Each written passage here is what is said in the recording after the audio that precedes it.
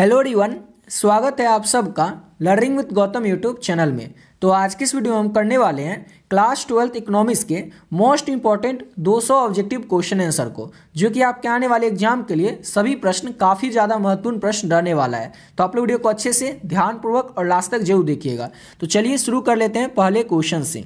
और पहला क्वेश्चन है हमारा, नरसिम्हा समिति की स्थापना हुई थी। तो नरसिम्हा समिति की स्थापना किस लिए हुई थी? तो बैंकिंग सुधार के लिए नरसिम्हा समिति की स्थापना की गई थी। ऑप्शन नंबर बी हो जाएगा। और ये क्वेश्चन हर साल पूछा ही जाता है। पिछले 11 साल में आप देख लीजिए तो कोई भी ऐसा साल नहीं है जिस साल की ये क्वेश्चन पूछा नहीं गया हो। इतना ज़्यादा ये इंपॉर्टेंट क्वेश्चन है, हर एक साल ये क्वेश्चन पूछा ही जाता है। ये क्वेश्चन और एक व्यष्टि अर्थशास्त्र और समष्टि अर्थशास्त्र वाला, कि व्यष्टि अर्थशास्त्र के अंतर्गत हम किस चीज़ का अध्ययन करते हैं, समष्टि अर्थशास्त्र के अंतर्गत हम किस चीज़ का अध्ययन करते हैं, और नरसिम्हा समिति की स्थापना क्यों हुई थी। ये क्वेश्चन 3 क्वेश्चन जो है ये हर एक साल पूछा ही जाता है, तो इसको आप लोग अच्छे से याद रखिएगा।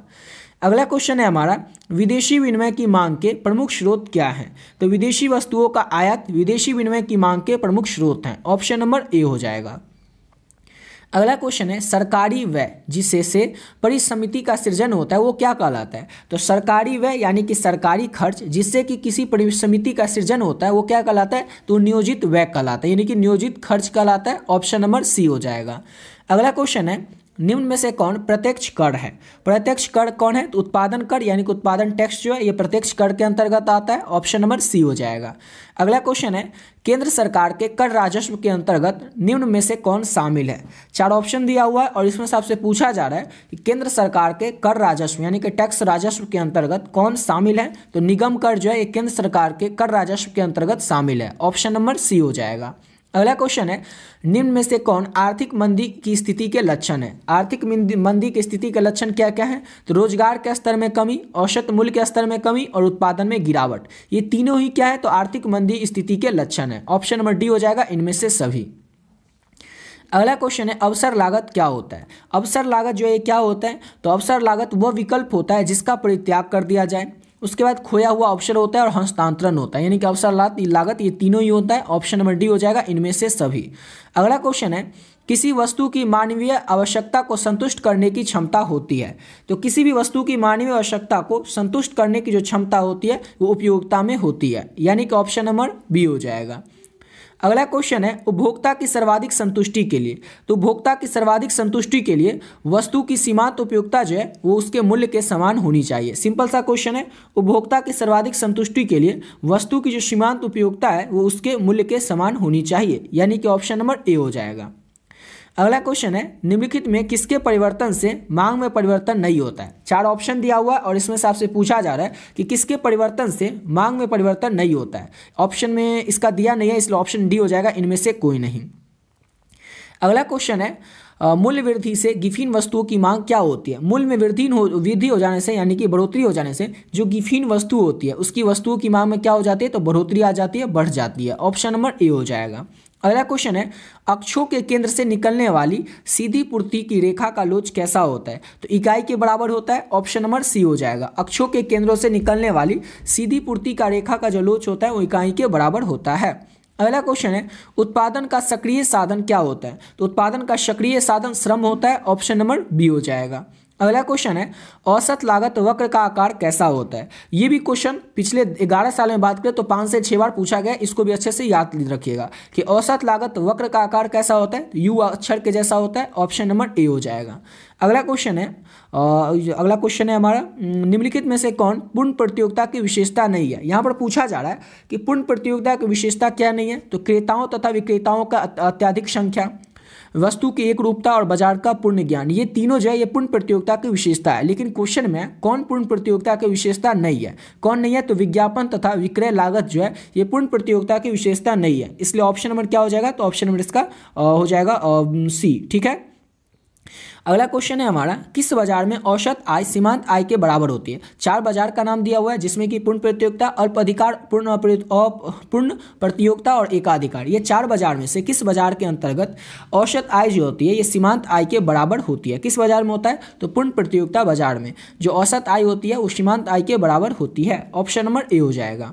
अगला क्वेश्चन है, जब सीमांत उपयोगिता ऋणात्मक होती है तब कुल उपयोगिता क्या होती है? तो जब सीमांत उपयोगिता जो है ऋणात्मक होती है तो कुल उपयोगिता जो है वो घटने लगती है, यानी कि ऑप्शन नंबर इसका बी हो जाएगा। अगला क्वेश्चन है, यदि किसी वस्तु के मूल्य में 40% परिवर्तन के कारण मांग में 60% परिवर्तन की मांग हो तो लोच क्या होगी। क्वेश्चन सिंपल सा है, यदि किसी भी वस्तु के मूल्य में 40% परिवर्तन के कारण मांग में 60% परिवर्तन की मांग हो तो लोच क्या होगी, तो लोच जो होगा वो -1.5 होगी, यानी कि ऑप्शन नंबर बी हो जाएगा। अगला क्वेश्चन है हमारा, एटीएम का पूर्ण रूप क्या होता है। एटीएम का पूर्ण रूप यानी कि एटीएम का फुल फॉर्म क्या होता है, तो ऑटोमेटेड टेलर मशीन। एटीएम का फुल फॉर्म यानी कि एटीएम का पूर्ण रूप होता है automated teller machine, option number C हो जाएगा। अगला क्वेश्चन है हमारा, श्री एम नरसिम्हा कौन थे। श्री एम नरसिम्हा जो है पूर्व गवर्नर थे, यानी कि ऑप्शन नंबर इसका ए हो जाएगा।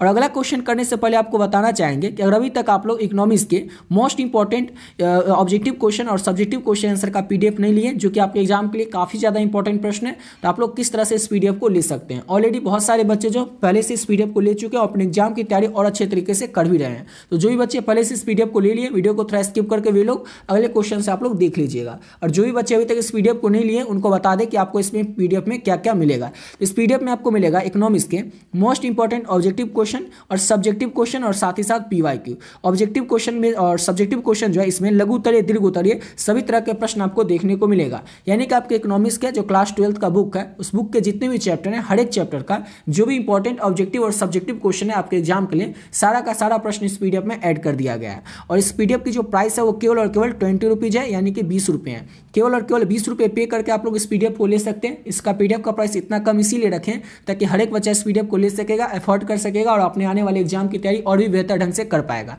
अब लेना कैसे और पे कैसे करना है, तो ये जो आप नंबर देख रहे हैं 7903820891, इस नंबर पे आप लोग फोन पे, गूगल पे, पेटीएम किसी माध्यम से आपको क्या करना है, केवल और केवल 20 रुपीज़ पे कर देना है। 20 रुपीज़ आपको पे करके इस नंबर पे आपको जो स्क्रीनशॉट है इसी नंबर से जो व्हाट्सएप है, इस व्हाट्सएप पे भेज देना है। यानी कि पे इसी नंबर पे करना है और इसी नंबर पे जो व्हाट्सएप है, इसी व्हाट्सएप पे आप जो पे कीजिएगा उसका स्क्रीनशॉट भेज देना है और बस एक छोटा सा मैसेज कर देना है इकोनॉमिक्स, जिससे कि ये पता चल जाए आपको इकोनॉमिक्स का पीडीएफ चाहिए। जैसे ही आप पे करके स्क्रीनशॉट भेजेंगे, सब्जेक्ट का नाम बताएंगे, आपको जो पीडीएफ है तुरंत मिल जाएगा। और इस पीडीएफ में जितने भी ऑब्जेक्टिव सब्जेक्टिव क्वेश्चन है, अगर इसको अच्छे से कर लेते हैं तो आपसे एग्जाम में एक भी प्रश्न छूटने वाला नहीं है, क्योंकि आपके एग्जाम में कोई भी प्रश्न आएगा तो आएगा बुक से ही, बुक के किसी चैप्टर से, और हर एक चैप्टर का जो भी इंपॉर्टेंट ऑब्जेक्टिव सब्जेक्टिव है सारा कुछ इस पीडीएफ में ऐड कर दिया गया है। यानी कि अगर आप इसको अच्छे से कर लेते हैं तो आपसे एग्जाम में एक भी प्रश्न छूटने वाला नहीं है। तो जो भी बच्चे बचे हुए हैं अभी तक इस पीडीएफ को नहीं लिए, तो आप लोग इस पीडीएफ को जरूर ले लीजिएगा। चलिए अब आते हैं अपने अगले क्वेश्चन पे।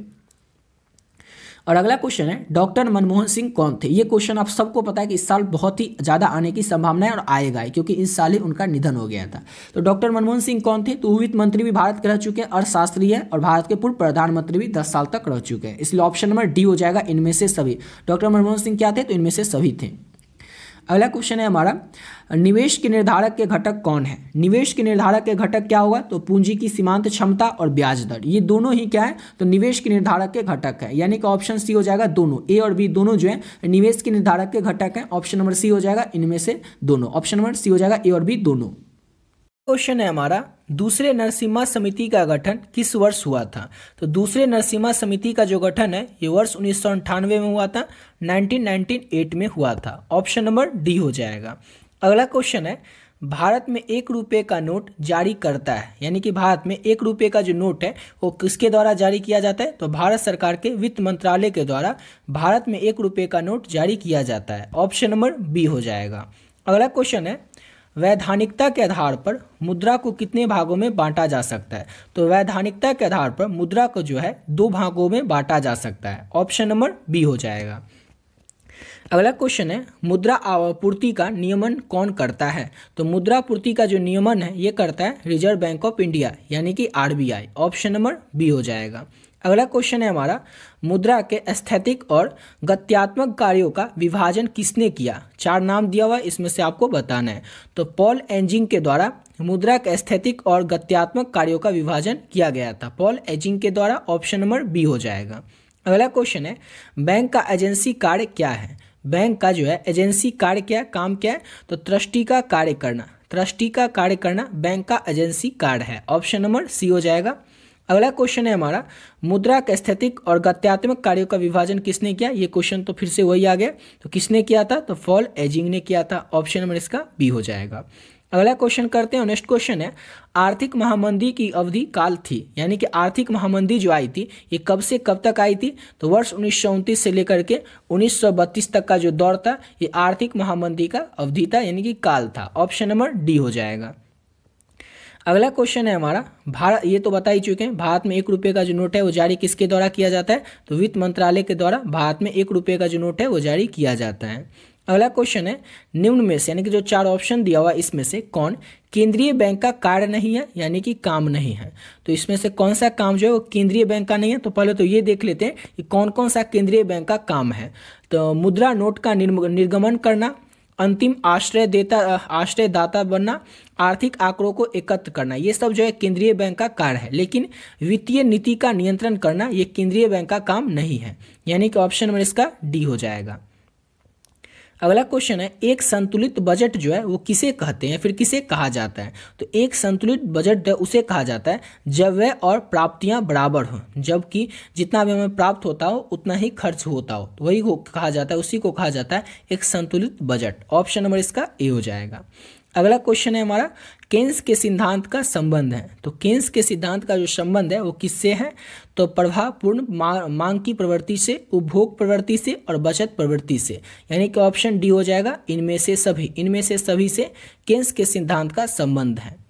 अगला क्वेश्चन है हमारा, समष्टि अर्थशास्त्र का अर्थ क्या है? और ये सेम क्वेश्चन आप लोगों से और लघुत्तरीय में पूछा जा सकता है कि समष्टि अर्थशास्त्र का मतलब क्या होता है? तो पूरे अर्थव्यवस्था का अध्ययन करना समष्टि अर्थशास्त्र का मतलब होता है। ऑप्शन नंबर इसका ए हो जाएगा, पूरे अर्थव्यवस्था का अध्ययन करना। अगला क्वेश्चन है, मूल स्तर में सामान्य गिरावट को क्या कहा जाता है? तो मूल्य के स्तर में सामान्य गिरावट जो होती है उसको अपस्फीति कहा जाता है। ऑप्शन नंबर बी हो जाएगा। अगला क्वेश्चन है हमारा, राष्ट्रीय आय की गणना किस पद्धति से होती है? तो राष्ट्रीय आय की जो गणना है वो व्यय पद्धति, आय पद्धति और उत्पादन पद्धति, यानी कि इन तीनों पद्धति से राष्ट्रीय आय जो है इसकी गणना की जाती है, इसलिए ऑप्शन इसका हो जाएगा डी, उपयुक्त सभी पद्धति से राष्ट्रीय आय की गणना की जाती है। अगला क्वेश्चन है हमारा, जीडीपी का पूरा नाम क्या है? तो जीडीपी का पूरा नाम है ग्रॉस डोमेस्टिक प्रोडक्ट। जीडीपी का याद रखना है, फुल फॉर्म क्या होता है, पूरा रूप क्या होता है, नाम क्या होता है? तो gross domestic product. Option number B हो जाएगा। अगला क्वेश्चन है हमारा, समष्टि अर्थशास्त्र में कुल मांग का अर्थ क्या होता है? तो समष्टि अर्थशास्त्र में कुल मांग का अर्थ जो होता है वो होता है कुल व्यय, यानी कि कुल खर्च। ऑप्शन नंबर इसका बी हो जाएगा। अगला क्वेश्चन है, मुद्रास्फीति का मुख्य कारण क्या है? तो मुद्रास्फीति का मुख्य कारण है मांगों में वृद्धि या फिर मांग में वृद्धि। ऑप्शन नंबर ए हो जाएगा। अगला क्वेश्चन है, प्रति व्यक्ति आय की गणना किस प्रकार होती है?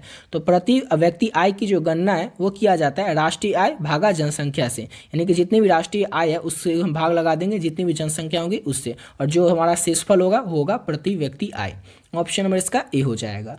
अगला क्वेश्चन है, किसी देश की आर्थिक स्थिति का प्रमुख संकेतक क्या होता है? तो किसी भी देश की आर्थिक स्थिति का जो प्रमुख संकेतक होता है वो होता है राष्ट्रीय आय, प्रति व्यक्ति आय और मुद्रास्फीति दर। सिंपल सा क्वेश्चन था कि किसी भी देश की आर्थिक स्थिति जो होती है इसका प्रमुख संकेतक जो है वो क्या क्या होता है? तो ये तीनों होता है, जैसे कि राष्ट्रीय आय, प्रति व्यक्ति आय और मुद्रास्फीति दर, यानी कि ऑप्शन डी हो जाएगा, उपयुक्त सभी।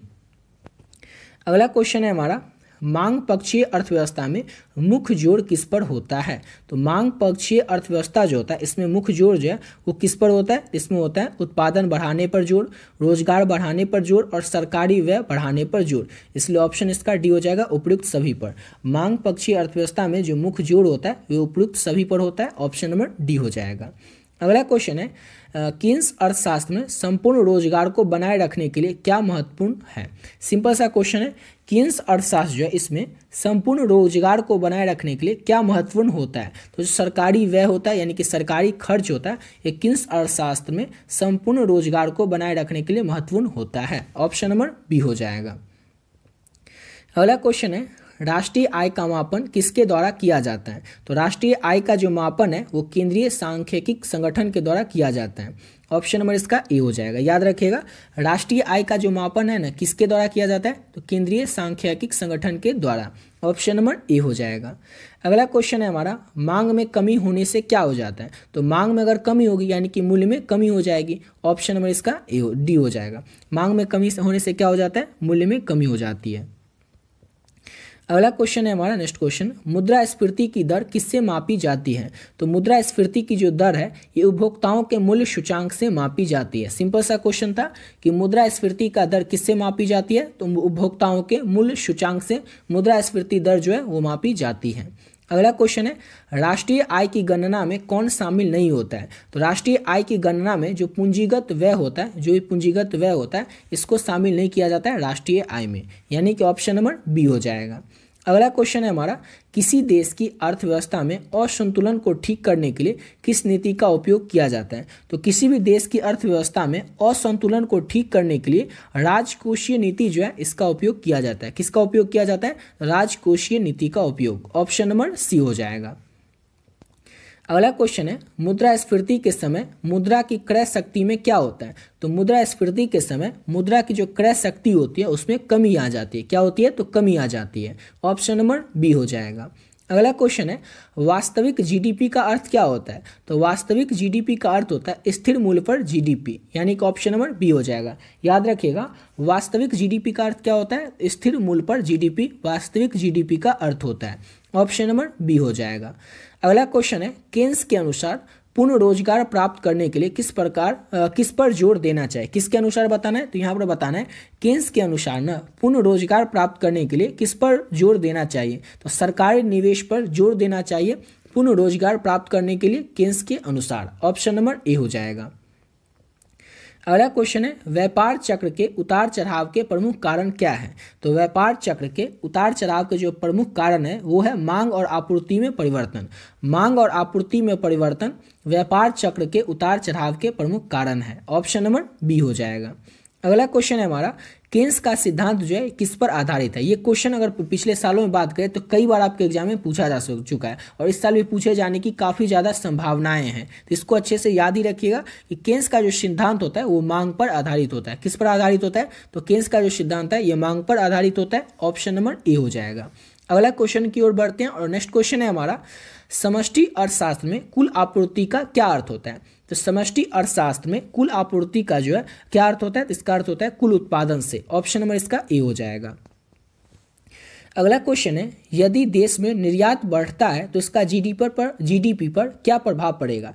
यानी कि देश में निर्यात बढ़ेगा तो जीडीपी क्या हो जाएगा? वो बढ़ेगा। देश से अगर निर्यात हो रहा है कुछ तो क्या होगा? जीडीपी पर ही प्रभाव पड़ेगा। ऑप्शन नंबर इसका ए हो जाएगा। अगला क्वेश्चन है हमारा, किसी अर्थव्यवस्था में कुल मांग और कुल आपूर्ति के बीच संतुलन की स्थिति को क्या कहते हैं?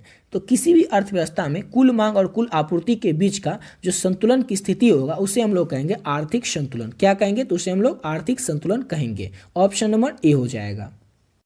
अब अगला क्वेश्चन की ओर बढ़ते हैं और नेक्स्ट क्वेश्चन है हमारा, केन्स के अनुसार अपस्फीति का मुख्य कारण क्या होता है? यहाँ पर फिर से बताना है केन्स के अनुसार ही। तो केन्स के अनुसार अपस्फीति का मुख्य कारण होता है मांग में कमी। मांग में कमी केन्स के अनुसार अपस्फीति का मुख्य कारण होता है। ऑप्शन नंबर ए हो जाएगा। अगला क्वेश्चन है, व्यापार चक्र का चढ़ाव किसे कहा जाता है? तो व्यापार चक्र का जो चढ़ाव है ये उछाल को कहा जाता है। किसे कहा जाता है? तो उछाल को व्यापार चक्र का चढ़ाव कहा जाता है। ऑप्शन नंबर बी हो जाएगा। अगला क्वेश्चन है, मुद्रास्फीति किससे होती है? मुद्रास्फीति जो है वो किससे होती है? तो जैसे कि उत्पादन में कमी से, मांग में वृद्धि से, सरकार द्वारा मुद्रा की आपूर्ति बढ़ाने से मुद्रास्फीति जो होती है इसमें कमी होती है। किससे होती है मुद्रास्फीति? तो इन सभी से होती है। ऑप्शन नंबर डी हो जाएगा। अगला क्वेश्चन है, केन्स का रोजगार सिद्धांत किस पर निर्भर करता है? तो केन्स का जो रोजगार सिद्धांत है ये कुल मांग पर निर्भर करता है। याद रखिएगा, केन्स का जो रोजगार सिद्धांत है ना ये किस पर निर्भर करता है? तो कुल मांग पर। ऑप्शन नंबर ए हो जाएगा।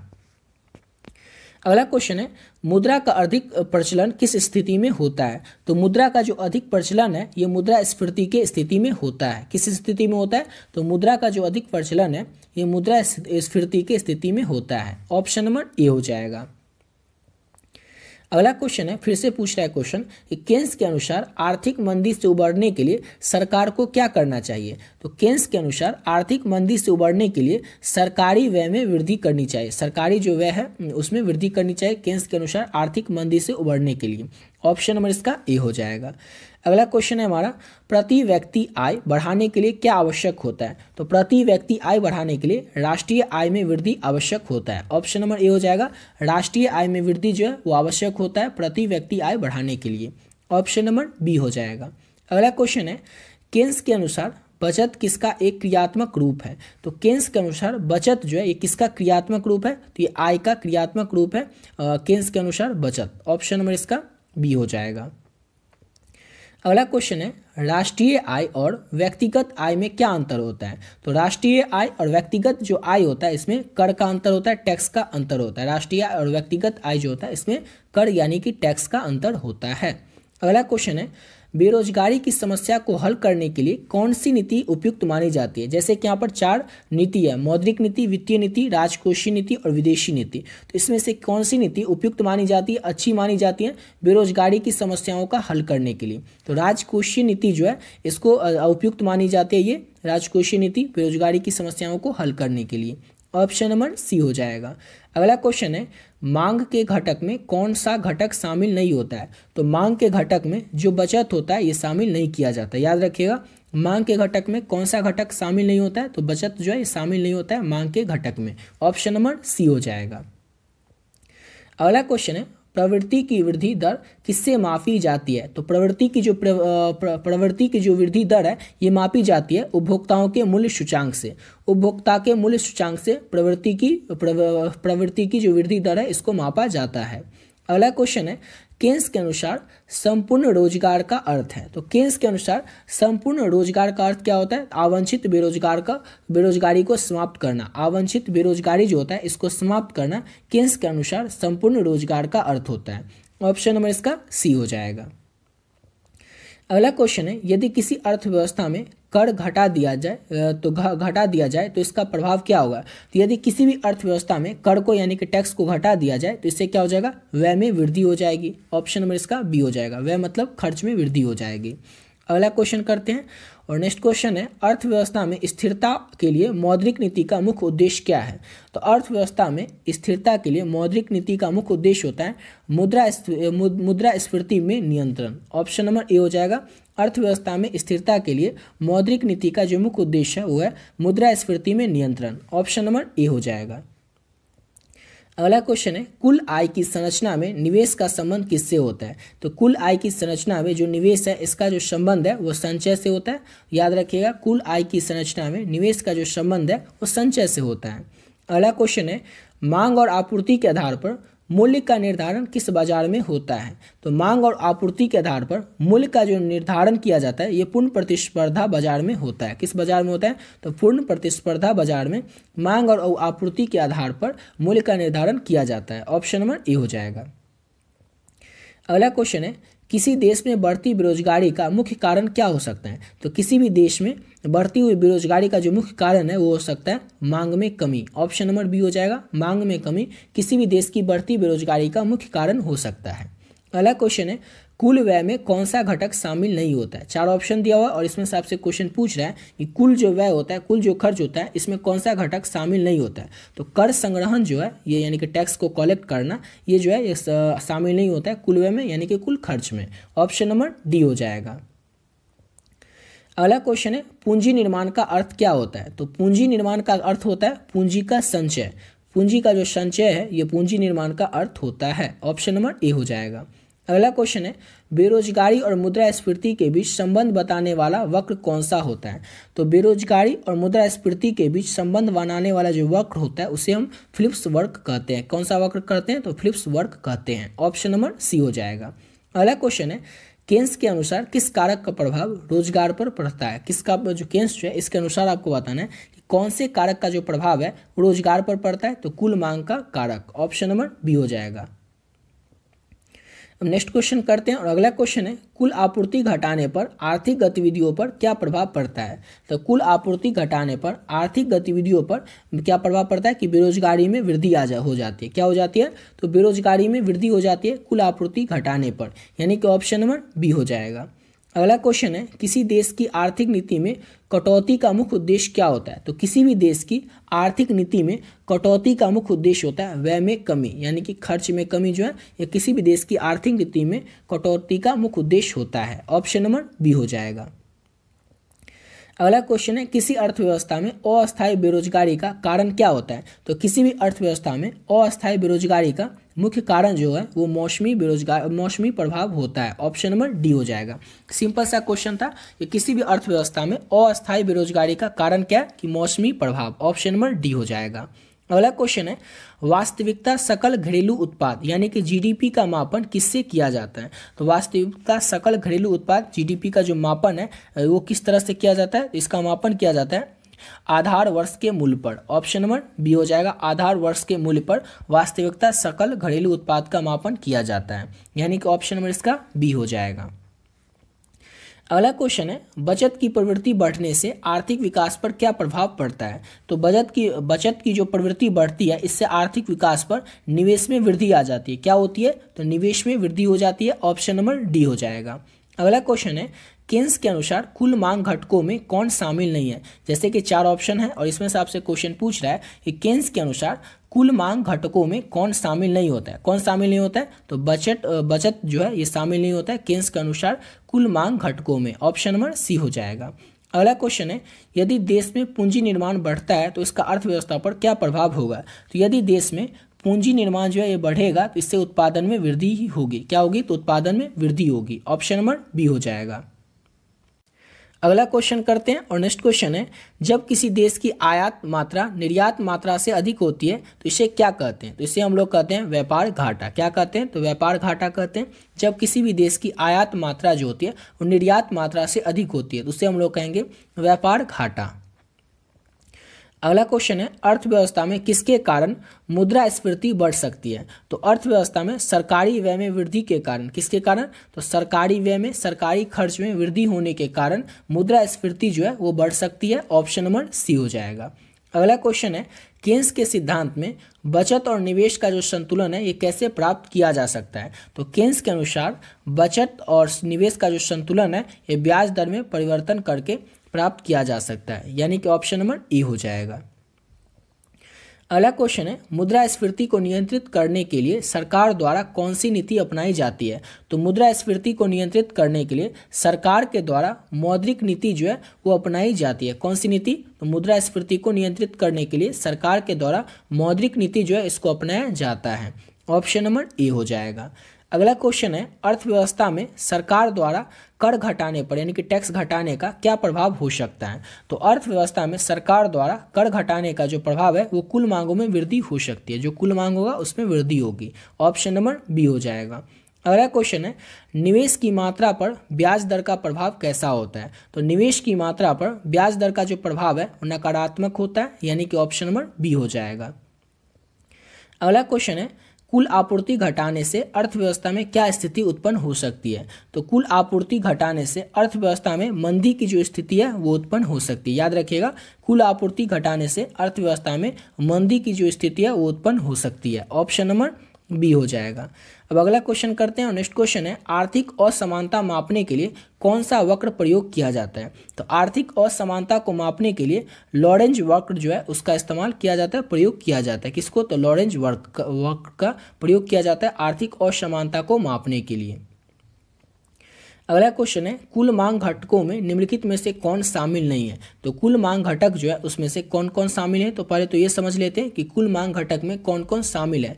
तो सरकारी खर्च, निवेश और उपभोक्ता व्यय ये सब जो है ये कुल मांग घटक के अंतर्गत शामिल है। लेकिन बचत जो है ये कुल मांग घटक में शामिल नहीं है, यानी कि ऑप्शन नंबर बी हो जाएगा।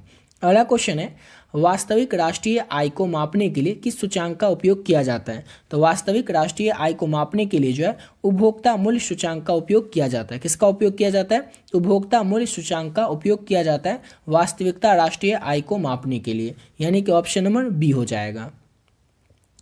अगला क्वेश्चन है यदि मुद्रा की मांग में वृद्धि होती है तो इसका असर ब्याज दर पर कैसा होगा। तो यदि मुद्रा की मांग में वृद्धि होती है, तेजी आती है, तो इसका असर जो ब्याज दर पर है वो इस तरह से होगा कि ब्याज दर जो है वो बढ़ जाएगा। क्या हो जाएगा, तो ब्याज दर जो है वो बढ़ जाएगा। ऑप्शन नंबर बी हो जाएगा।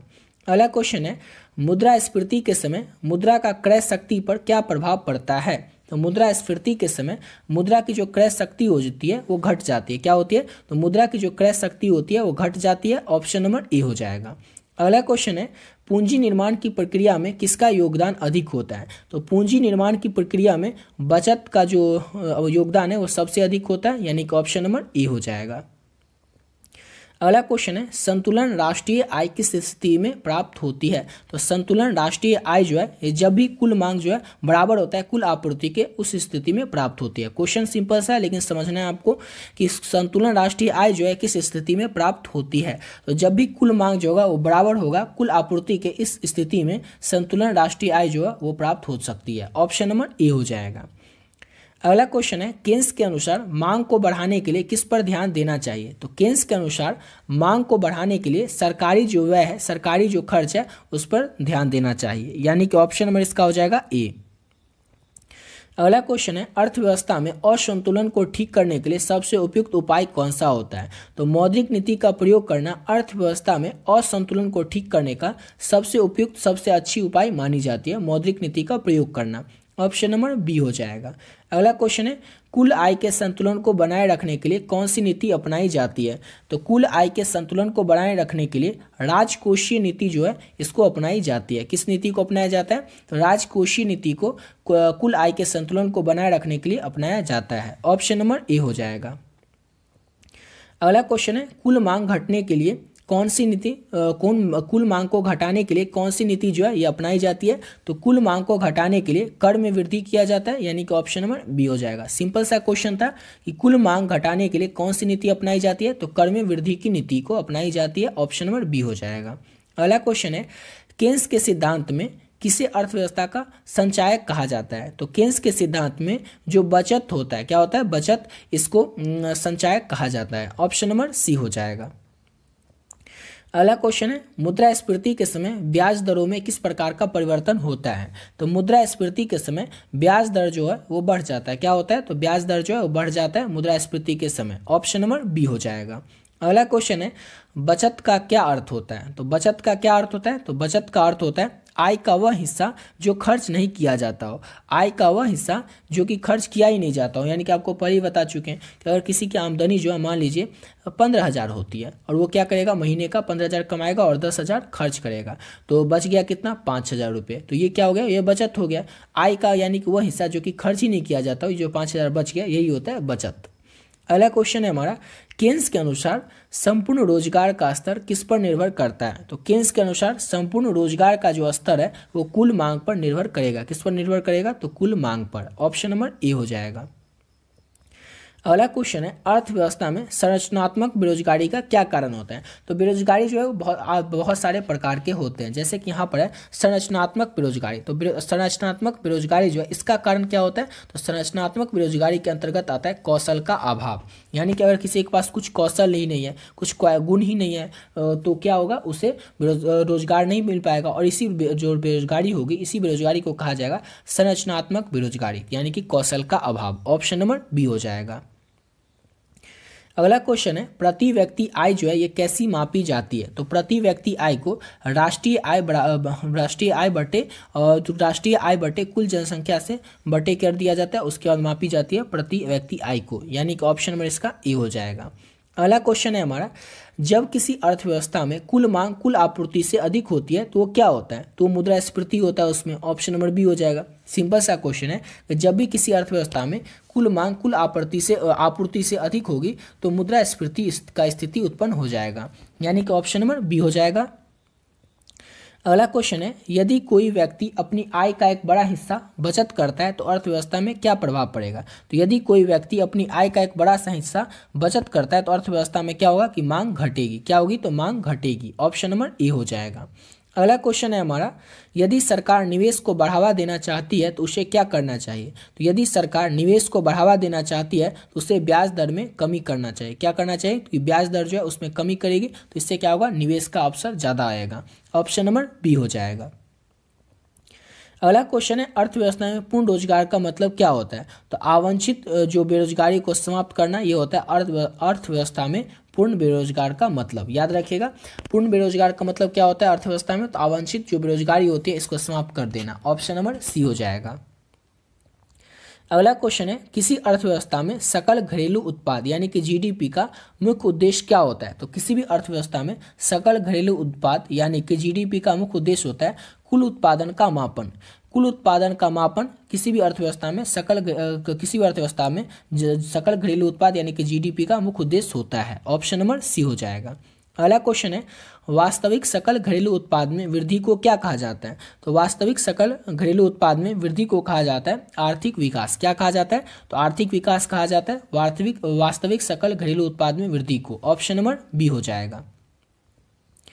अगला क्वेश्चन है, बेरोजगारी की समस्याओं को हल करने के लिए कौन सी नीति उपयोगी मानी जाती है? तो बेरोजगारी की समस्याओं को हल करने के लिए जो राजकोषीय नीति है ये सबसे उपयोगी मानी जाती है, यानी कि ऑप्शन नंबर बी हो जाएगा। अगला क्वेश्चन है, राष्ट्रीय आय का मापन करने के लिए कौन सी विधि में उपभोक्ता, निवेश और सरकारी खर्च को जोड़ता है? तो राष्ट्रीय आय का मापन करने के लिए जो व्यय की विधि होती है, इस विधि में उपभोक्ता जो होता है ये निवेश और सरकारी जो खर्च होता है उस दोनों को जोड़ता है। पहले क्वेश्चन को समझिए। क्वेश्चन आपसे पूछ रहा है कि राष्ट्रीय आय जो होता है उसको मापन करने के लिए कौन सी विधि में जो उपभोक्ता होता है निवेश को और सरकारी खर्च दोनों को जोड़ता है? तो व्यय की विधि यानी कि खर्च की विधि में। ऑप्शन नंबर बी हो जाएगा। अगला क्वेश्चन है, कुल मांग में वृद्धि का परिणाम क्या होता है? तो कुल मांग में वृद्धि का परिणाम क्या होता है? तो इसका परिणाम होता है मुद्रास्फीति। ऑप्शन नंबर इसका ए हो जाएगा। अगला क्वेश्चन है, राष्ट्रीय आय में बदलाव का मुख्य कारण क्या है? तो राष्ट्रीय आय में बदलाव का मुख्य कारण है उत्पादन में बदलाव। राष्ट्रीय आय में बदलाव का मुख्य कारण क्या है? तो उत्पादन में बदलाव। ऑप्शन नंबर सी हो जाएगा। और अगला क्वेश्चन है हमारा, केन्स के अनुसार बेरोजगारी की समस्या का समाधान कैसे हो सकता है? तो केन्स के अनुसार बेरोजगारी की समस्या का जो समाधान है वो कुल मांग में वृद्धि करके हो सकता है। क्वेश्चन है कि केन्स के अनुसार बेरोजगारी की समस्या का समाधान कैसे हो सकता है? तो कुल मांग में वृद्धि करके। ऑप्शन नंबर ए हो जाएगा। अगला क्वेश्चन है, मुद्रास्फीति का मुख्य कारण क्या होता है? तो मुद्रास्फीति का मुख्य कारण होता है मुद्रा की अधिकता। मुद्रा की अधिकता मुद्रास्फीति का मुख्य कारण होता है। ऑप्शन नंबर बी हो जाएगा। अगला क्वेश्चन है, यदि सरकार कर दरों को बढ़ा देती है, यानी कि सरकार जो होती है वो टैक्स के दरों को बढ़ा देती है, तो इसका क्या प्रभाव हो सकता है? तो मांग में कमी आ जाएगी। क्या हो जाएगा कि मांग में कमी आ जाएगी। यदि सरकार कर का जो दर है यानी कि टैक्स का जो दर है उसे बढ़ा देगी तो मांग में कमी आ जाएगी। अगला क्वेश्चन है, पूंजी निर्माण का मुख्य स्रोत कौन सा है? चार ऑप्शन में से आपको बताना है कि पूंजी निर्माण का मुख्य स्रोत क्या होता है। तो बचत जो है ये पूंजी निर्माण का मुख्य स्रोत होता है। ऑप्शन नंबर सी हो जाएगा। अगला क्वेश्चन है, सकल घरेलू उत्पाद यानी कि जीडीपी का अर्थ क्या होता है? तो जीडीपी का अर्थ होता है किसी देश में उत्पादित वस्तुओं और सेवाओं का कुल मूल्य। किसी भी देश में उत्पादित जो वस्तुएं होती हैं और सेवाएं होती हैं इनका कुल मूल्य जो है यही होता है जीडीपी का अर्थ। ऑप्शन नंबर सी हो जाएगा। अगला क्वेश्चन है, राजकोषीय घाटा किससे संबंधित है? तो राजकोषीय घाटा जो है ये सरकारी व्यय और सरकारी राजस्व से संबंधित है। सरकारी व्यय और सरकारी राजस्व से राजकोषीय घाटा जो है ये संबंधित है। ऑप्शन नंबर बी हो जाएगा। अगला क्वेश्चन है, केन्स के अनुसार किस घटक का निवेश पर सबसे अधिक प्रभाव होता है? केन्स के अनुसार आपको बताना है कि किस घटक का निवेश पर सबसे अधिक प्रभाव होता है? तो ब्याज दर पर। ऑप्शन नंबर इसका ए हो जाएगा, ब्याज दर पर। अगला क्वेश्चन है, कुल आपूर्ति घटकों में कौन सा घटक शामिल नहीं है? तो कुल आपूर्ति घटक में जो आयात होता है ये शामिल नहीं होता है। क्या नहीं होता है शामिल? तो आयात। कुल आपूर्ति घटक में जो आयात होता है ये शामिल नहीं होता है। अगला क्वेश्चन है, मुद्रास्फीति के दौरान मुद्रा की कीमत पर क्या प्रभाव पड़ता है? तो मुद्रास्फीति के दौरान मुद्रा की कीमत जो है वो घट जाती है। क्या होती है? तो मुद्रास्फीति के दौरान मुद्रा की जो कीमत है वो घट जाती है। ऑप्शन नंबर बी हो जाएगा। अगला क्वेश्चन है, राष्ट्रीय आय की व्यय विधि में कौन सा घटक शामिल नहीं होता है? तो राष्ट्रीय आय की और व्यय की जो विधि होती है इसमें कौन सा घटक शामिल नहीं होता है? तो बचत जो है ये शामिल नहीं होता है। उपभोक्ता व्यय, सरकारी व्यय और निर्यात ये सभी जो है राष्ट्रीय आय की व्यय की विधि में शामिल होता है, लेकिन बचत जो है ये शामिल नहीं किया जाता है। अगला क्वेश्चन है हमारा, कुल मांग में वृद्धि का प्रभाव क्या हो सकता है? तो कुल मांग में वृद्धि का जो प्रभाव है वो इस तरह से होगा कि मूल्य का स्तर बढ़ेगा। मूल्य का जो स्तर होगा वो बढ़ेगा, यही होगा कुल मांग में वृद्धि का प्रभाव। अगला क्वेश्चन है, किसी देश की आय का वितरण किस नीति से संतुलित किया जा सकता है? तो किसी देश की आय का जो वितरण है ये राजकोषीय नीति से संतुलित किया जा सकता है। किस नीति से? तो राजकोषीय नीति से। ऑप्शन नंबर बी हो जाएगा। अगला क्वेश्चन है, कुल मांग में गिरावट आने का मुख्य कारण क्या हो सकता है? तो कुल मांग में गिरावट आने का मुख्य कारण जो है ये हो सकता है कि ब्याज दर में वृद्धि। ब्याज दर में वृद्धि कुल मांग में गिरावट आने का मुख्य कारण हो सकता है। ऑप्शन नंबर इसका क्या हो जाएगा? तो ऑप्शन सी हो जाएगा। अगला क्वेश्चन है, केन्स के अनुसार बचत और निवेश को संतुलित करने के लिए किस उपाय का प्रयोग किया जाता है? तो केन्स के अनुसार बचत और निवेश को संतुलित करने के लिए ब्याज दर में परिवर्तन किया जाता है। क्या किया जाता है? तो ब्याज दर में परिवर्तन।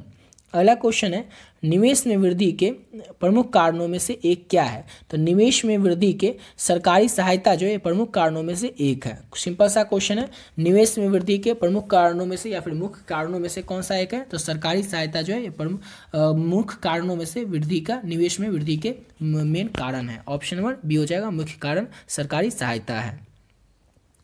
अगला क्वेश्चन है, वास्तविक आय को मापने के लिए निम्नलिखित में से कौन सा मानदंड जो है उपयुक्त है? 4 ऑप्शन है, इसमें से आपको बताना है कि वास्तविक आय को मापने के लिए निम्नलिखित में से कौन सा मानदंड जो है ये उपयुक्त होता है? तो उपभोक्ता मूल्य सूचांक।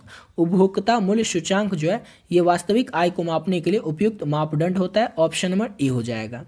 अगला क्वेश्चन है, बेरोजगारी दर को प्रभावित करने वाले मुख्य कारक कौन कौन से हैं? तो बेरोजगारी दर को प्रभावित करने वाले जो मुख्य कारक है वो तीनों हैं, जैसे कि आय का वितरण, मौद्रिक नीति, आर्थिक विकास दर। ये तीनों जो है ये बेरोजगारी दर को प्रभावित करने वाले मुख्य कारण के अंतर्गत शामिल होते हैं, यानी कि ऑप्शन डी हो जाएगा, उपयुक्त सभी। अगला क्वेश्चन है, किसके द्वारा अर्थव्यवस्था में स्थिरता प्राप्त करने की कोशिश की जाती है? किसके द्वारा की जाती है? तो राजकोषीय नीति के द्वारा और मौद्रिक नीति दोनों के द्वारा जो है अर्थव्यवस्था में स्थिरता प्राप्त करने की जो कोशिश है ये की जाती है, यानी कि ऑप्शन डी हो जाएगा, ए और बी दोनों। अगला क्वेश्चन है, संपूर्ण बेरोजगारी का अर्थ क्या होता है? तो संपूर्ण बेरोजगारी का अर्थ होता है आवांछित बेरोजगारी को समाप्त करना। आवांछित बेरोजगारी को समाप्त करना संपूर्ण बेरोजगारी का अर्थ होता है। अगला क्वेश्चन है, किस प्रकार की मुद्रास्फीति की स्थिति में वस्तुओं और सेवाओं की मांग आपूर्ति से अधिक होती है? किस प्रकार की मुद्रास्फीति की जो स्थिति होती है उसमें वस्तुओं और सेवाओं की जो मांग की आपूर्ति होती है वो अधिक होती है? तो मांग धक्का मुद्रास्फीति में। ऑप्शन नंबर इसका बी हो जाएगा, मांग धक्का मुद्रास्फीति में। मुद्रास्फीति की जो स्थिति होती है इसमें वस्तुओं और सेवाओं की मांग आपूर्ति से अधिक होती है। ऑप्शन नंबर बी हो जाएगा। अगला क्वेश्चन है, अर्थव्यवस्था में कैश फ्लो का मुख्य स्रोत क्या है? तो अर्थव्यवस्था में कैश फ्लो का जो मुख्य स्रोत है वो है घरेलू बचत। घरेलू बचत जो है ये अर्थव्यवस्था में कैश फ्लो का मुख्य स्रोत है। अगला क्वेश्चन है, जब किसी अर्थव्यवस्था में बेरोजगारी अधिक होती है तो इसका प्रभाव होता है। तो जब भी किसी अर्थव्यवस्था में बेरोजगारी अधिक हो जाती है तो इसका जो प्रभाव है उत्पादन में कमी से होता है। किससे होता है? तो उत्पादन में कमी से। ऑप्शन नंबर ए हो जाएगा। अगला क्वेश्चन है, यदि एक देश का व्यापार संतुलन नकारात्मक है तो इसका अर्थ क्या होता है? तो यदि कि एक देश का व्यापार संतुलन जो है वो नकारात्मक है तो इसका जो अर्थ है वो इसका मतलब ये हुआ कि आयात जो है उस देश से अधिक है, यानी कि ऑप्शन नंबर ए हो जाएगा। क्वेश्चन समझने की कोशिश कीजिएगा। क्वेश्चन आपसे पूछ रहा है यदि एक देश का जो व्यापार संतुलन है वो नकारात्मक है यानी कि निगेटिव है तो इसका अर्थ होगा कि आयात वहाँ का अधिक होगा। ऑप्शन नंबर ए हो जाएगा। अगला क्वेश्चन है, किस प्रकार की अर्थव्यवस्था में सरकारी नियंत्रण अधिक होता है? किस प्रकार की अर्थव्यवस्था में सरकारी नियंत्रण जो है अधिक होता है? तो योजना अर्थव्यवस्था में। याद रखिएगा, योजना अर्थव्यवस्था में सरकारी नियंत्रण जो होता है ये अधिक होता है, यानी कि ऑप्शन नंबर इसका सी हो जाएगा। अगला क्वेश्चन है हमारा, कुल मांग की घटक क्या है? कुल मांग की घटक क्या है? तो उपभोक्ता व्यय, निवेश, सरकारी व्यय और शुद्ध निर्यात, ये जो है ये कुल मांग की घटक क्या है? तो कुल मांग की घटक में क्या है? तो उपभोक्ता व्यय, निवेश, सरकारी व्यय और शुद्ध निर्यात, ये जो है कुल मांग की घटक है। ऑप्शन नंबर इसका ए हो जाएगा। अगला क्वेश्चन है, केन्स के अनुसार आर्थिक मंदी के समय सरकार को क्या करना चाहिए? तो केन्स के अनुसार आर्थिक मंदी के समय सरकार को सरकारी खर्चों में वृद्धि करनी चाहिए। ऑप्शन नंबर इसका सी हो जाएगा। अगला क्वेश्चन है, जब राष्ट्रीय आय में वृद्धि होती है तो इसका प्रभाव क्या होता है? तो जब भी राष्ट्रीय आय में वृद्धि होगी तो इसका प्रभाव होगा कि बचत में वृद्धि होगी। क्या होगी? तो बचत में वृद्धि होगी। ऑप्शन नंबर इसका ए हो जाएगा। अगला क्वेश्चन करते हैं। नेक्स्ट क्वेश्चन है, बेरोजगारी का एक मुख्य कारण क्या हो सकता है? 4 ऑप्शन में से आपको बताना है कि बेरोजगारी का एक मुख्य कारण क्या हो सकता है? तो पूंजी में अभाव बेरोजगारी का मुख्य कारण हो सकता है। ऑप्शन नंबर ए हो जाएगा। अगला क्वेश्चन है, यदि कोई देश उच्च मुद्रास्फीति का सामना कर रहा है तो इसका क्या प्रभाव पड़ेगा? यदि कोई देश जो है ये उच्च मुद्रास्फीति का सामना कर रहा है तो इसका क्या प्रभाव होगा? क्रय शक्ति में कमी आएगी। क्या होगी? तो क्रय शक्ति में कमी आएगी। ऑप्शन नंबर इसका बी हो जाएगा। अगला क्वेश्चन है कुल आय का मापन करने के लिए कौन सी विधि का उपयोग किया जाता है। तो कुल आय का मापन करने के लिए जो है उपयुक्त सभी, जैसे कि आपको बता दें उत्पाद विधि, व्यय विधि और आय विधि, इन सभी का प्रयोग किया जाता है। सिंपल सा क्वेश्चन था कि कुल आय का मापन करने के लिए कौन सी विधि का उपयोग किया जाता है। तो उपयुक्त सभी विधि, जैसे कि उत्पाद विधि, व्यय विधि और आय विधि, इन तीनों विधि का उपयोग किया जाता है कुल आय को मापने के लिए। इसलिए ऑप्शन इसका डी हो जाएगा, उपयुक्त सभी। नेक्स्ट क्वेश्चन करते हैं और अगला क्वेश्चन है हमारा निवेश में कमी से क्या प्रभाव हो सकता है। तो निवेश में कमी से रोजगार में कमी आ सकती है। क्या हो सकती है। तो निवेश में कमी से रोजगार में कमी आ सकती है। ऑप्शन नंबर बी हो जाएगा। अगला क्वेश्चन है मौद्रिक नीति का मुख्य उद्देश्य क्या है। तो मौद्रिक नीति का मुख्य उद्देश्य होता है मुद्रा की आपूर्ति को नियंत्रित करना। मुद्रा की आपूर्ति को नियंत्रित करना मौद्रिक नीति का मुख्य उद्देश्य होता है। ऑप्शन नंबर सी हो जाएगा। अगला क्वेश्चन है राजकोषीय नीति का मुख्य कार्य क्या है। तो राजकोषीय नीति का जो मुख्य काम होता है वो होता है आर्थिक गतिविधियों को प्रभावित करना। आर्थिक गतिविधियों को प्रभावित करना राजकोषीय नीति का मुख्य कार्य होता है। ऑप्शन नंबर डी हो जाएगा। अगला क्वेश्चन है यदि ब्याज दरों में वृद्धि होती है तो इसका प्रभाव क्या हो सकता है। तो यदि ब्याज दरों में वृद्धि होती है तो इसका प्रभाव होगा कि निवेश में कमी आएगी। क्या होगी। तो निवेश में कमी आएगी। ऑप्शन नंबर बी हो जाएगा। अगला क्वेश्चन है जब देश का व्यापार संतुलन सकारात्मक होता है तो इसका अर्थ क्या होता है। तो जब देश का व्यापार संतुलन जो है वो सकारात्मक होता है तो इसका अर्थ होता है निर्यात अधिक होगा। क्या होगा। तो निर्यात अधिक होगा। ऑप्शन नंबर बी हो जाएगा। अगला क्वेश्चन है किसी देश की मुद्रास्फीति का मुख्य कारण क्या होता है। तो किसी भी देश का मुद्रास्फीति का मुख्य कारण होता है कुल मांग में वृद्धि। कुल मांग में वृद्धि किसी भी देश की मुद्रास्फीति का मुख्य कारण होता है। ऑप्शन नंबर बी हो जाएगा। अगला क्वेश्चन है किस नीति का उपयोग अर्थव्यवस्था में मंदी को खत्म करने के लिए किया जाता है। किस नीति का उपयोग किया जाता है अर्थव्यवस्था में मंदी को खत्म करने के लिए।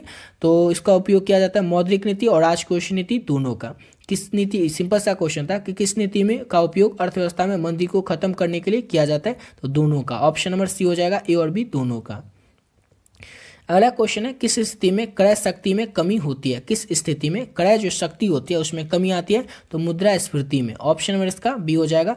मुद्रास्फीति जो है इसमें क्रय में मुद्रास्फीति की स्थिति में क्रय, किस स्थिति में क्रय की शक्ति में कमी आती है। तो मुद्रास्फीति की स्थिति में। ऑप्शन नंबर बी हो जाएगा। अगला क्वेश्चन है जब राष्ट्रीय आय बढ़ती है तो इसका सबसे अधिक प्रभाव जो है किस पर होता है। तो जैसे कि उपभोक्ता खर्च जो होता है इस पर, जब राष्ट्रीय आय बढ़ती है तो इस पर सबसे अधिक प्रभाव होता है उपभोक्ता के खर्च पर। जो उपभोक्ता होता है उसके खर्च पर सबसे अधिक प्रभाव पड़ता है जब राष्ट्रीय आय बढ़ती है तब। अगला क्वेश्चन है निम्नलिखित में से कौन अप्रत्यक्ष कर है यानी कि अप्रत्यक्ष टैक्स है। चार ऑप्शन में से आपको बताना है। तो जैसे कि उत्पाद शुल्क, सीमा शुल्क और बिक्री कर, ये तीनों जो है ये तीनों क्या है। तो अप्रत्यक्ष कर है, अप्रत्यक्ष टैक्स है। ऑप्शन नंबर डी हो जाएगा। अगला क्वेश्चन है निम्नलिखित में से कौन सा सरकार पूंजीगत व्यय है। चार ऑप्शन में से आपको बताना है कौन सा सरकार पूंजीगत व्यय है। तो ब्याज का भुगतान, ब्याज का जो भुगतान है ये सरकार पूंजीगत व्यय है। ऑप्शन नंबर ए हो जाएगा। अगला क्वेश्चन है बजट शब्द की जो उत्पत्ति हुई है ये किस भाषा से हुई है। तो बजट शब्द की जो उत्पत्ति हुई है वो फ्रेंच भाषा से हुई है, फ्रेंच शब्द से हुई है। ऑप्शन नंबर इसका ए हो जाएगा। अगला क्वेश्चन है हमारा कौन अर्थशास्त्र में आय, रोजगार और उत्पादन में अंतर नहीं होता है। कौन से अर्थशास्त्र में आय, रोजगार और उत्पादन में अंतर नहीं होता है। तो समष्टि अर्थशास्त्र में। ऑप्शन नंबर इसका ए हो जाएगा। समष्टि अर्थशास्त्र में आय, रोजगार एवं उत्पादन में अंतर नहीं होता है। ऑप्शन नंबर ए हो जाएगा। अगला क्वेश्चन है हमारा किसके अनुसार रोजगार सिद्धांत को समूह मांग सिद्धांत भी कहा जाता है। इंपॉर्टेंट क्वेश्चन है, याद रखिएगा। तो केन्स के अनुसार रोजगार सिद्धांत को समूह मांग सिद्धांत भी कहा जाता है। ऑप्शन नंबर बी हो जाएगा। अगला क्वेश्चन है भारत का वित्तीय वर्ष होता है कब से कब तक। तो भारत का जो वित्तीय वर्ष है ये 1 अप्रैल से चालू होता है और 31 मार्च तक होता है। ऑप्शन नंबर ए हो जाएगा।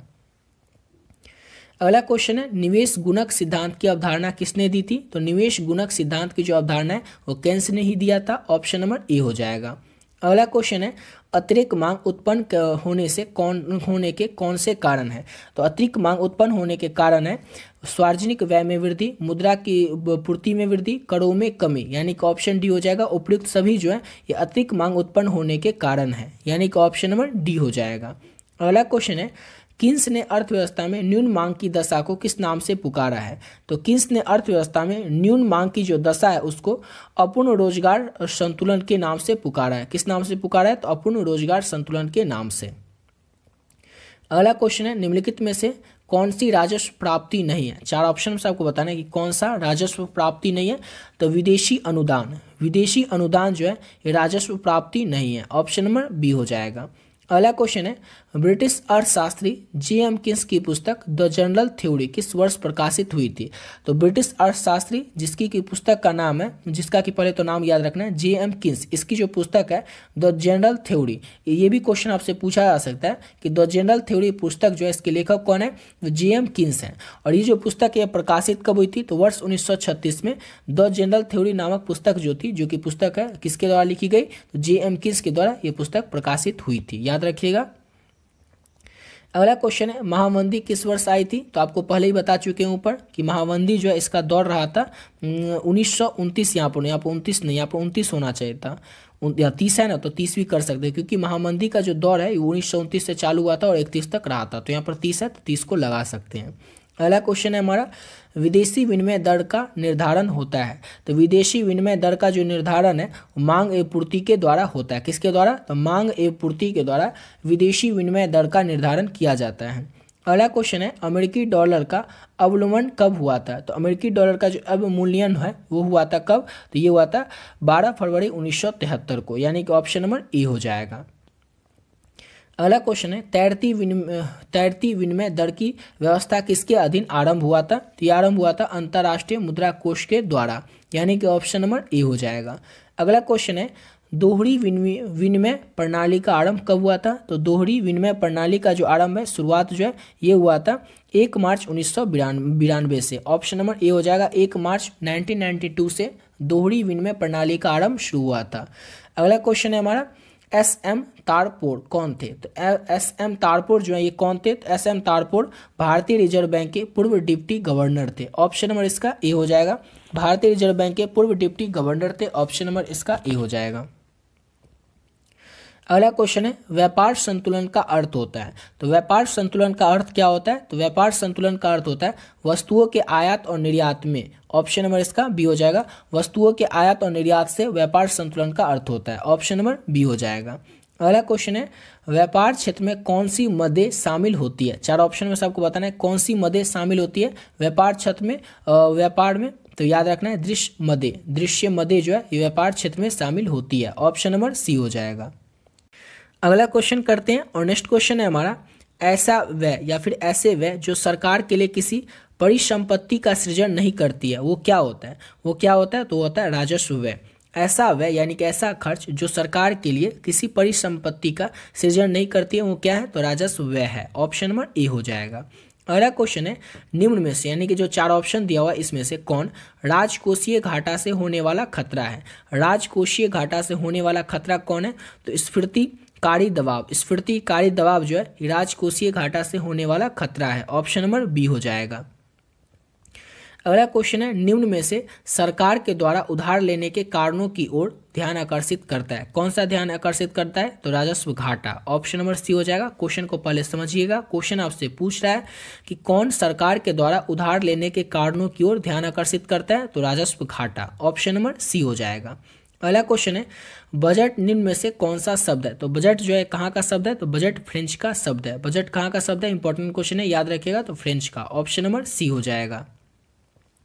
अगला क्वेश्चन है निम्न में से यानी कि जो चार ऑप्शन है इसमें से भुगतान शेष की परिभाषा किसने दिया। भुगतान शेष की जो परिभाषा है वो किसने दिया, तो बैनहम ने। किसने, तो बैनहम ने भुगतान शेष की परिभाषा दी है, ऑप्शन नंबर इसका बी हो जाएगा। अगला क्वेश्चन है पूंजी खाते का लेन देन किस रूप में होता है। तो पूंजी खाते का जो लेन देन है वो स्टॉक के रूप में होता है। किस रूप में होता है, तो स्टॉक के रूप में पूंजी खाते का लेन देन होता है, ऑप्शन नंबर बी हो जाएगा। अगला क्वेश्चन है निम्न में से कौन पूंजी खाते में नहीं आता है। चार ऑप्शन में से आपको बताना है कि पूंजी खाते में कौन नहीं आता है, तो एक पक्षीय अंतरणा जो है ये पूंजी खाते में नहीं आता है, यानी कि ऑप्शन नंबर सी हो जाएगा। अगला क्वेश्चन है निम्नलिखित में से कौन सा सरकार पूंजीगत व्यय है। सरकार पूंजीगत व्यय कौन है, तो ब्याज का भुगतान। ब्याज का जो भुगतान है ये सरकार पूंजीगत व्यय है, ऑप्शन नंबर ए हो जाएगा। अगला क्वेश्चन है निम्न में से कौन राजकोषीय उपाय नहीं है। राजकोषीय उपाय कौन नहीं है, तो बैंक दर जो है ये राजकोषीय उपाय नहीं है, जैसे कि कर, सार्वजनिक व्यय, सार्वजनिक ऋण, ये सब है राजकोषीय उपाय। अगला क्वेश्चन है हमारा, राजकोषीय अनुशासन का सूचक है। तो राजकोषीय अनुशासन का सूचक कौन है? तो शून्य प्राथमिक घाटा। शून्य प्राथमिक घाटा जो है ये राजकोषीय अनुशासन का सूचक है। ऑप्शन नंबर ए हो जाएगा। अगला क्वेश्चन है, निम्नलिखित में से कौन गैर विकासशील सार्वजनिक व्यय नहीं है? चार ऑप्शन में से आपको बताना है कि कौन जो है वो गैर विकासशील सार्वजनिक व्यय यानी कि सार्वजनिक खर्च नहीं है। तो सुरक्षा। सुरक्षा जो है ये गैर विकासशील सार्वजनिक व्यय नहीं है। ऑप्शन नंबर ए हो जाएगा। अगला क्वेश्चन है, वास्तविक व्यवहार किस खाते में लिखे जाते हैं? तो वास्तविक व्यवहार जो होते हैं वो पूंजी खाते में लिखे जाते हैं। किस खाते में? तो पूंजी खाते में वास्तविक व्यवहार जो है वो लिखे जाते हैं। ऑप्शन नंबर बी हो जाएगा। अगला क्वेश्चन है, चालू खाता का लेन देन किसमें होता है? तो चालू खाता का जो लेन देन है वो प्रवाह के रूप में होता है, यानी कि ऑप्शन नंबर ए हो जाएगा। अगला क्वेश्चन है, स्वतंत्रता के समय भारतीय अर्थव्यवस्था की कौन सी प्रकृति थी? तो उपनिवेशी अर्थव्यवस्था, अर्ध समांती अर्थव्यवस्था और पिछड़ी समांती अर्थव्यवस्था, ये तीनों प्रकृति थी स्वतंत्रता के समय भारतीय अर्थव्यवस्था की। इसलिए ऑप्शन डी हो जाएगा उपयुक्त सभी।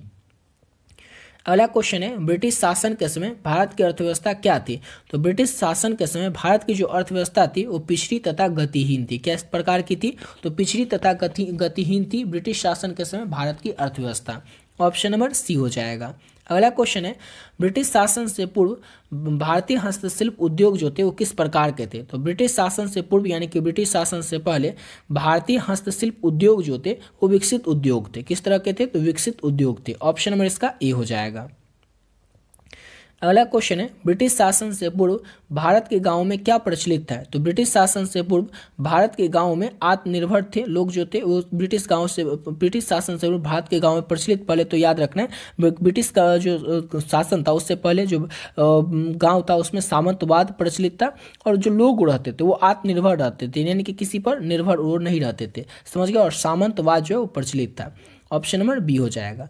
अगला क्वेश्चन है, ब्रिटिश शासन से पूर्व भारतीय गांवों की दृष्टि आर्थिक दृष्टि से क्या थे? तो वो आत्मनिर्भर थे। ऑप्शन हो गया, ऑप्शन नंबर इसका बी हो जाएगा, आत्मनिर्भर थे।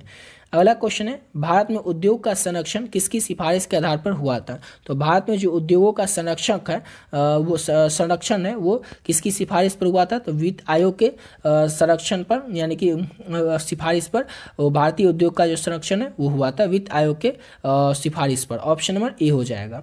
द्वितीय प्रशुल्क आयोग ने अपनी रिपोर्ट कब दी थी? तो द्वितीय प्रशुल्क आयोग के द्वारा अपनी रिपोर्ट जो है वो वर्ष 1950 में प्रकाशित किया गया था। ऑप्शन नंबर बी हो जाएगा।